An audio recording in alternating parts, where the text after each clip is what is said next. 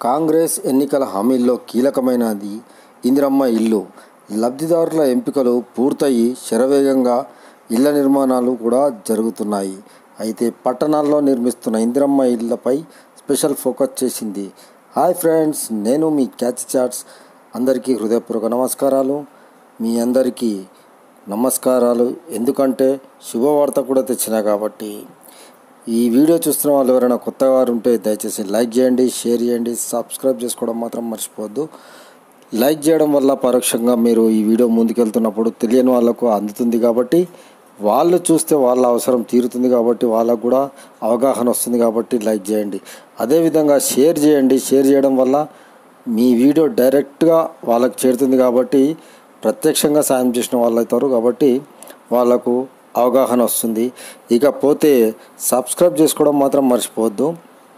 అంతేకాదు, ఈ వీడియోను పూర్తిగా చూడగలిగితే మీకు పూర్తి వివరాలు ఈ వీడియోలో మేము చెప్పడం జరుగుతుంది కాబట్టి ఎక్కడ స్కిప్ చేయకుండా మీరు పూర్తిగా ఈ వీడియోను చూడవలసిందిగా కోరుతున్నాము. అట్లాగే సబ్స్క్రైబ్ చేసుకునేటప్పుడు బెల్ ఐకాన్ క్లిక్ చేయడం మాత్రం మర్చిపోవద్దు.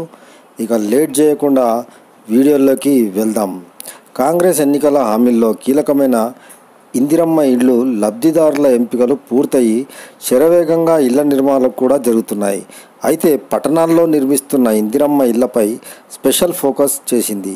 హైదరాబాద్, కరీంనగర్, వరంగల్, నిజామాబాద్, నల్గొండ, మహబూబ్నగర్ పట్టణ ప్రజల్లో పేదలు ఉన్న చోటే వారికి G+ ఇల్లు నిర్మిస్తామని మంత్రి పొంగులేటి శ్రీనివాసరెడ్డి పేర్కొనడం అయితే జరిగింది.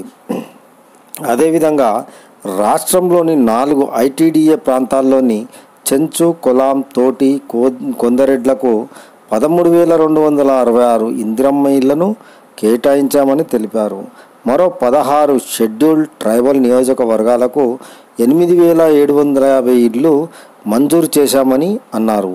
ఈ లబ్ధిదారుల ఇళ్ల నిర్మాణాలు తక్షణమే చేపట్టి శరవేగంగా పూర్తయ్యేలా చూడాలని అధికారులకు మంత్రి పొంగులేటి ఆదేశాలైతే జారీ. తెలంగాణ రాష్ట్రంలో గిరిజనుల పట్ల ప్రత్యేక దృష్టితో పథకాలు అమలవుతున్నాయి.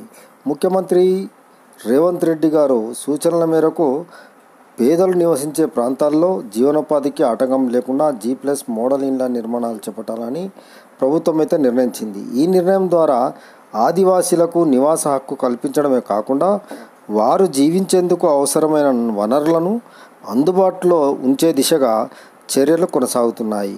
ఇక పట్టణాల్లో ఇందిరమ్మ ఇండ్లు పథకం కార్యరూపం దాల్చనుంది.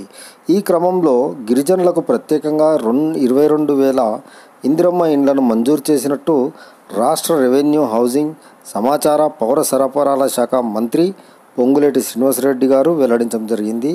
ముఖ్యమంత్రి ఆదేశాలతో భద్రాచలం, ఉట్నూరు, ఏటూరు, నాగారం, మున్నూరు ITDA పరిధిలోని చెంచు, కొలం, తోటి, కొండరెడ్ల గిరిజనుల కోసం 13,266 ఇండ్లను కూడా మంజూరు చేశారు. అంతేకాక రాష్ట్రంలో 16 ST నియోజకవర్గాల్లో ఇప్పటికే 8,750 ఇండ్లు మంజూరు చేసినట్టు మంత్రి తెలిపారు. మొత్తం కలిపి ఇప్పటివరకు గిరిజనులకు 22,016 ఇండ్లు మంజూరైనట్టు వెల్లడించారు. ఇందిరమ్మ హౌసింగ్ పథకం పునఃప్రారంభం ద్వారా గిరిజనులకు పెద్ద ఎత్తున లబ్ధి చేకూరనుంది. ఇది వారి స్థిర నివాస కలను నెరవేర్చడమే కాక భవిష్యత్ తరాలకు భాగోతమైన భద్రతను కల్పించనుందని పేర్కొన్నారు. హాయ్ ఫ్రెండ్స్, ఈ వీడియో నచ్చితే లైక్ చేయండి, షేర్ చేయండి, సబ్స్క్రైబ్ చేసుకోవడం మాత్రం మర్చిపోవద్దు. ఇలాంటి మంచి మంచి వీడియోలు మీ ముందుకు రావాలంటే మీరు చేసే చిన్న హెల్ప్ అదే కేవలం ఒక లైక్ చేయడం, షేర్ చేయడం, సబ్స్క్రైబ్ చేయడం. ఇది మాత్రమే మీ నుంచి కేవలం ఆశిస్తున్నాను. కాబట్టి దయచేసి లైక్ చేయండి, షేర్ చేయండి, సబ్స్క్రైబ్ చేయండి. మరిన్ని వీడియోలతో మీ ముందుకు మళ్ళీ వస్తాం.